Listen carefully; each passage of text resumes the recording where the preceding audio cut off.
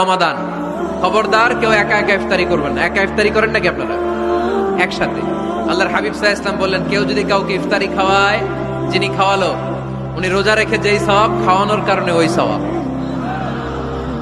কাউকে ইফতারি করালে সারাদিন রোজা রেখে তার যে সওয়াব, আপনি ইফতার করানোর কারণে আপনার আমলনামায় ওই সওয়াব আল্লাহ ঢুকাই দিবেন। পড়েন সুবহানাল্লাহ। সাহাবারা বললেন, নবী আমরা গরিব মানুষ, ইফতারি খাওয়ানোর পয়সা নাই।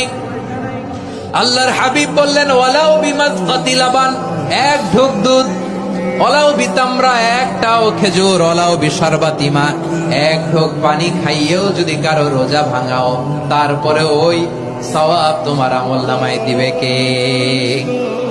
ফেরেশতা বলে, মাওলা ফজরের নামাজ সে পড়ে নাই, খাবার দিচ্ছ কেন?